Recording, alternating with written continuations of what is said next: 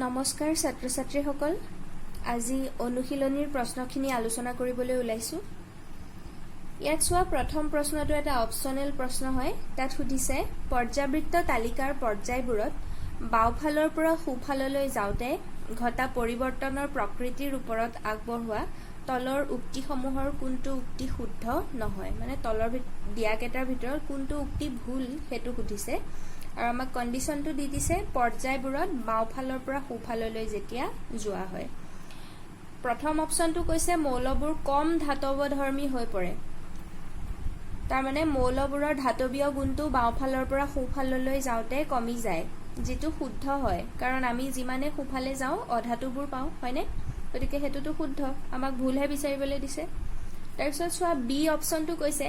যোজক ইলেক্ট্ৰনৰ সংখ্যা বাঢ়ে তো আমি বাওফালৰ পৰা সোঁফাললৈ গলে বহিৰ্তম কক্ষত থকা ইলেক্ট্ৰনৰ সংখ্যা বাঢ়ি যায় তো গতিকে এটো শুদ্ধ 3 নম্বৰটো কৈছে পৰমাণুবোৰে সিহঁতৰ যোজক ইলেক্ট্ৰন অধিক সহজে হেৰুৱায় বাওফালৰ পৰা সোঁফাললৈ যাওঁতে ইলেক্ট্ৰন হেৰুৱাৰ ক্ষমতাটো আসলতে কমিহে যায় কাৰণ ইহঁতৰ আকাৰটো সৰু হৈ যায় হয়নে গতিকে সি টো হল ভুল অপচন আৰু ডি টো এবাৰ চাই লও ডি টো কৈছে অক্সাইডবোৰ বেছি আমলিক হৈ পৰে তো এটোটো শুদ্ধ অপচন গতিকে আমাক যেহেতু ভুলটো বাছিবলৈ দিছে তো ভুলটো হল আমাৰ অপচন সি পৰমাণুবোৰে ইহঁতৰ যোজক ইলেক্ট্ৰন অধিক সহজে হেৰুৱায় এটো ভুল ঠিক আছে 2 নম্বৰ প্ৰশ্নটো সুধিছে মৌল X এ XCl2 সংকেতৰ ক্লোৰাইড গঠন কৰে ই উচ্চ গলনাঙ্কযুক্ত এটা গোটা পদাৰ্থ মৌল X তলৰ কোনটোৰে সৈতে একেটা বৰ্গত থকাৰ সম্ভাৱনা সবাতোকৈ বেছি আৰু আমাক অপচন কেটা দিছে সোডিয়াম ম্যাগনেসিয়াম এলুমিনিয়াম আৰু সিলিকন এতিয়া চোৱা সংকেতটোলৈ মন কৰা সংকেতটো কি কৈছে XCl2 তো এটা ক্লোৰিন আছে ক্লোৰিনে যেটো ক্লোৰাইড আয়ন গঠন কৰে ক্লোৰাইড আয়নৰ আয়নবোৰ ঋণাত্মক হয় আৰু তাৰ -1 থাকে ঋণাত্মক চাৰ্জ -1 হয় তো Cl2 তাৰ মানে -2 তাৰ মানে দুটা ইলেক্ট্ৰন গ্ৰহণ কৰিছে তো এতিয়া আমাক দিয়া অপচন কেটাৰ ভিতৰত চাব লাগিব যোনটোৱে দুটা ইলেক্ট্ৰন ত্যাগ কৰিব হেকিটাইটো ক্লোৰিনে গ্ৰহণ কৰিব হয়নে নহয় গতিকে কাৰ যোজক ইলেক্ট্ৰনৰ সংখ্যা 2 হেতু চালেই হল তো ইয়াতে ম্যাগনেসিয়ামৰ যোজক ইলেক্ট্ৰনৰ সংখ্যা 2 গতিকে ম্যাগনেসিয়ামে দুটা ইলেক্ট্ৰন এৰি দিব আৰু ক্লোৰিনে হে দুটা গ্ৰহণ কৰিব দুটা ক্লোৰিনে বা ম্যাগনেসিয়াম নহলেও ম্যাগনেসিয়ামৰ লগত একে বৰ্গতে থকা তাৰ মানে দ্বিতীয় বৰ্গত থকা যিকোনো হ'ব পাৰে আৰু আমাক হেতুৱে সুধিছে তলৰ কোনটোৰ সৈতে একেটা বৰ্গত থাকিব তো আমাৰ ৰাইট অপচনটো হল ম্যাগনেসিয়াম ঠিক আছে তাৰপিছত 3 নম্বৰৰ প্ৰশ্নটোত কেইবাটাও প্ৰশ্ন সোমাই আছে ইয়াত সুধিছে কোনটো মৌলৰ আছে এক নম্বৰতে সুধিছে কি ইলেক্ট্ৰন পূৰ্ণ দুটা কক্ষ তাৰ মানে কোনটো মৌলৰ সম্পূৰ্ণৰূপে পূৰ হৈ থকা দুটা কক্ষ আছে তো এতিয়া চালে হল পৰ্যাবৃত্ত তালিকাখন দুটা কক্ষ আছে গতিকে দ্বিতীয় পৰ্যায়ত থাকিব মৌলটো আৰু সম্পূৰ্ণৰূপে ভৰ্তি হৈ থকা কক্ষ কোনটোত থাকে 18 নম্বৰ বৰ্গত তো দ্বিতীয় পৰ্যায়ৰ 18 নম্বৰ বৰ্গত কি থাকে নিয়ন হয়নে গতিকে সেই প্ৰশ্নটোৰ উত্তৰ হল নিয়ন বিত সুধিছে 282 ইলেক্ট্ৰনীয় বিন্যাস কাৰ থাকে এতিয়া মই আগতে দেখুৱাইছিলে তোমালোকক 282 ম্যাগনেসিয়ামৰ হয় হয়নে 12 পাৰমাণৱিক সংখ্যা 282 মানে পাৰমাণৱিক সংখ্যা 12 আৰু পাৰমাণৱিক সংখ্যা 12 কাৰ ম্যাগনেসিয়ামৰ নেক্সট সুধিছে যোজক কক্ষত 4টা ইলেক্ট্ৰনেৰে সৈতে মুঠ 3টা কক্ষ থকা মৌলটো এতিয়া কক্ষ 3টা বুলি কৈছে গতিকে তৃতীয় পৰ্যায়ৰ মৌল হ'ব লাগিব আৰু তৃতীয় পৰ্যায়ৰ কোনটো মৌলত যোজক ইলেক্ট্ৰন 4টা থাকে তাহাঁতৰ ইলেক্ট্ৰনীয় বিন্যাসখিনি চালেই হল হয়নে বাৰু ইয়াতে শুদ্ধ উত্তৰটো হ'ব সিলিকন কাৰণ সিলিকনৰ পাৰমাণৱিক সংখ্যা হল 14 তো তাৰ ইলেক্ট্ৰনীয় বিন্যাস লিখিলে হ'ব 2.8.4 অৰ্থাৎ যোজক ইলেক্ট্ৰনৰ সংখ্যা 4টা ঠিক আছে নেক্সট সুধিছে যোজক কক্ষত 3টা ইলেক্ট্ৰনৰে সৈতে মুঠ দুটা কক্ষ মানে দুটা কক্ষ কিন্তু যোজক ইলেক্ট্ৰনৰ সংখ্যা বহিৰ্তম কক্ষত 3টা ইলেক্ট্ৰন থাকিব লাগিব দুটা কক্ষ মানে দ্বিতীয় পৰ্যায়ত থকা বস্তু মৌলটো দ্বিতীয় পৰ্যায়ত থাকিব লাগিব আৰু তিনিটা ইলেক্ট্ৰন থকা কি হ'ব যাৰ ইলেক্ট্ৰনীয় বিন্যাসটো 2.3 হয় তাৰ মানে 5 যাৰ পাৰমাণৱিক সংখ্যা আৰু 5 পাৰমাণৱিক সংখ্যা থকা মৌলটো হ'ল কি বোৰন বুজি পাইছানে বাৰু নেক্সট সুধিছে দ্বিতীয় কক্ষত প্ৰথম কক্ষৰ দুগুণ ইলেক্ট্ৰন থকা তাৰ মানে প্ৰথম কক্ষতটো আমি জানোৱে দুটা থাকিব পাৰে ম্যাক্সিমাম আৰু দুই নম্বৰ কক্ষটোত প্ৰথম কক্ষৰ দুগুণ থাকিবলৈ হলে চাৰিটা থাকিব লাগিব হয়নে তাৰ মানে ইলেক্ট্ৰনীয় বিন্যাসটো হ'ব 2.4 তাৰ মানে তাৰ পাৰমাণৱিক সংখ্যা 6 আৰু পাৰমাণৱিক সংখ্যা 6 কাৰ কাৰ্বনৰ হয়নে বাৰু একেবাৰে সহজ নেক্সট কুৱেশ্যন নম্বৰ 4 ৰ এ নম্বৰটো সুধিছে পৰ্যাবৃত্ত তালিকাত বোৰনৰ সৈতে একেটা স্তম্ভতে থকা মৌলবোৰৰ কি কি সাধাৰণ ধৰ্ম আছে তে উত্তৰটো এই ধৰণে হ'ব বোৰন 13তম বৰ্গৰ অন্তৰ্ভুক্ত এই বৰ্গৰ অন্তৰ্গত মৌলসমূহৰ যোজক ইলেক্ট্ৰনৰ সংখ্যা 3 আৰু বোৰনৰ বাহিৰে আন সকলোবোৰ মৌলই ধাতু বোৰনটো হ'ল ধাতুকল্প তোমালোকে তালিকাখন চালেই ক্লিয়াৰ হ'ব বি নম্বৰটো সুধিছে পৰ্যাবৃত্ত তালিকাত ফ্লোৰিনৰ সৈতে একেটা স্তম্ভতে থকা মৌলবোৰৰ কি কি সাধাৰণ ধৰ্ম আছে ফ্লোৰিন 17তম বৰ্গৰ অন্তৰ্ভুক্ত গতিকে এই বৰ্গৰ অন্তৰ্গত মৌলসমূহৰ যোজক ইলেক্ট্ৰনৰ সংখ্যা 7 ইহত অধাতু আৰু ওপৰৰ পৰা তললৈ গলে ক্ৰমান্বয়ে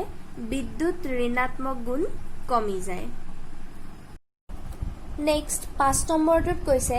এটা পৰমাণুৰ ইলেক্ট্ৰনীয় বিন্যাস হ'ল 2.8.7 তে আমাক সুধিছে এই মৌলটোৰ পাৰমাণৱিক সংখ্যা কি এটা সোয়া ইলেক্ট্ৰনীয় বিন্যাসৰ পৰাই গম পোৱা যায় যে ইয়াৰ পাৰমাণৱিক সংখ্যাটো কিমান 17 হয়নে আৰু পাৰমাণৱিক সংখ্যা 17 মানে তাৰ নামটো গম পালাই তোমালোকে ক্লোৰিন হয় আৰু ই কোনটো বৰ্গৰ অন্তৰ্ভুক্ত বাৰু 17তম বৰ্গৰ অন্তৰ্ভুক্ত হয়নে তে বি নম্বৰৰ প্ৰশ্নটো সুধিছে তলৰ মৌলবোৰৰ কোনটোৰ সৈতে ইয়াৰ ৰাসায়নিক সাদৃশ্য থাকিব তো এটা তলত দি দিছে নাইট্ৰজেন ফ্লোৰিন ফসফৰাছ আৰু আৰ্গন তো এতিয়া আমি যেহেতু গম পালোৱে আমাক দিয়া মৌলটো ক্লোৰিন আৰু ই 17তম বৰ্গৰ অন্তৰ্ভুক্ত গতিকে এই চাৰিটাৰ ভিতৰত 17তম বৰ্গত থকা কি আছে একমাত্ৰ ফ্লোৰিনে আছে হয়নে গতিকে ৰাসায়নিক সাদৃশ্য আমাৰ কাৰ লগত থাকিব ফ্লোৰিনৰ লগত ঠিক আছে তাৰ পিছত 6 নম্বৰ প্ৰশ্নটো চোৱা ইয়াত এখন তালিকা দি দিছে আৰু তালিকাখনত তিনিটা মৌল এ বি আৰু সিৰ স্থানসমূহ দেখুৱাই দিছে এ আৰু সি আছে 17তম বৰ্গত আৰু বি আছে 16 নম্বৰ বৰ্গত এতিয়া প্ৰশ্ন এ টো সুধিছে মৌল এ ধাতু নে অধাতু এতিয়া যেহেতু এ নামৰ মৌলটো 17তম বৰ্গৰ অন্তৰ্গত আৰু 17তম বৰ্গত সদায় অধাতু সমূহে থাকে গতিকে এ টো কি হ'ব বাৰু নিশ্চয়কৈ অধাতু তাৰ পিছত বি কোৱেশ্চনটো সুধিছে সি মৌলটো এতকৈ বেছি সক্ৰিয় নে কম সক্ৰিয় এতিয়া চোৱা 17তম বৰ্গত এ মৌলটো ওপৰলৈ আছে আৰু সি মৌলটো তলফালে আছে এতিয়া বৰ্গসমূহত যেতিয়া ওপৰৰ পৰা তললৈ নামি যোৱা হয়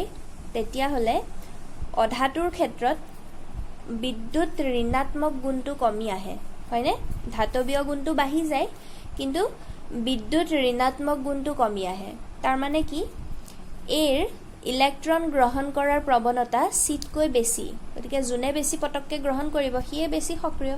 গতিকে এ যেহেতু বেছি সোনকালে গ্ৰহণ কৰিব গতিকে আমাক কি সুধিছে সি টো এতকৈ সক্ৰিয় নে কম সক্ৰিয় সি টো এতকৈ কম সক্ৰিয় হ'ব ক্লিয়াৰ হৈছে নে বাৰু তাৰ পিছত সুধিছে সি মৌলটো আকাৰত বিতকৈ ডাঙৰ নে সৰু তে সি আৰু বি একেটা পৰ্যায়তে আছে সো সমানে সমানে আছে আৰু সি টো বিৰ সোঁফালে আছে এতিয়া পৰ্যায় এটাত বাওঁফালৰ পৰা সোঁফাললৈ গতি কৰিলে মৌলসমূহৰ আকাৰ কি হয় সৰু হৈ যায় গতিকে সি মৌলটো আকাৰত বিতকৈ সৰু তাৰ পিছত ডি নম্বৰ প্ৰশ্নটো সুধিছে মৌল এ কেনে ধৰণৰ আয়ন কেটায়ন বা এনায়ন